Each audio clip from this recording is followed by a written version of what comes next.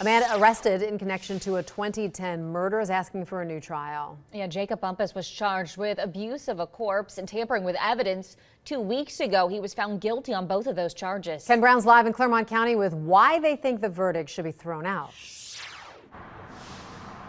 Well, there's several reasons they list in the motion as to why they think that should happen.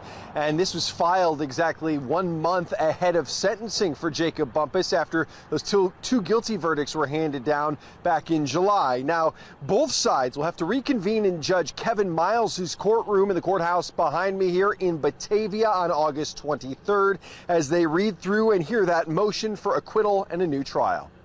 Mr. Serkin. There will be a request for 29C and a motion for new trial. All right. Jacob Bumpass's attorney, Louis Serkin, made it no secret that he planned to file an appeal to the jury's guilty verdict in his client's case. The appeal filed this week raises concerns about the testimony from Paige Johnson's mother, Donna Johnson, specifically this moment in court. I don't know why someone would make us wait this long instead of just saying, I don't want to drag you through all this for 3 years. I'll just take my little 4 years and you could take your baby home and have a funeral. Like, why? Hang on a second. You want to approach? Yes, I'm sorry. After that, Judge Kevin Miles had the jury disregard Johnson's comments about Bumpass taking his 4 years so she could have Paige's remains back. Serkin also said Covington police detective Brian Froge was not truthful when he alleged Bumpass ran from his home to avoid police in October of 2010.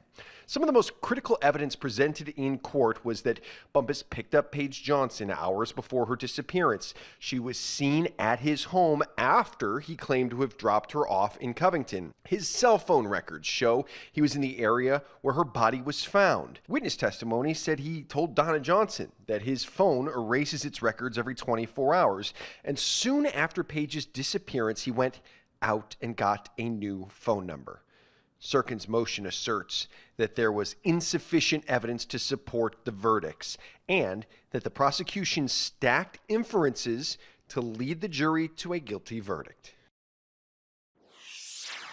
So again, we're back here on August 23rd to hear more on this motion. And again, we are back in Judge Kevin Miles' courtroom to hear from both the prosecution and the defense on the matter. Reporting live in Batavia, Ken Brown, Fox 19 Now.